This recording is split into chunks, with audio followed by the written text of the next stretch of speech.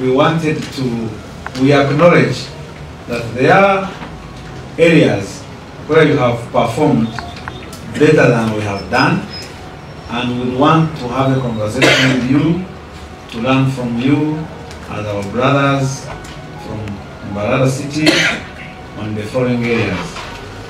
We are aware that you have performed very well in revenue enhancement. It was made known to us that the last financial year you were able to collect 6-point-something billion, while we collected 2.5 billion, less than half of what you collected. But we have strong hope that we shall come near you. So what are those bricks that we can take and we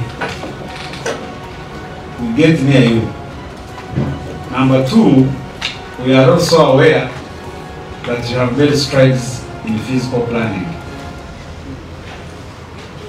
We are also aware that you have an organized market and trade order.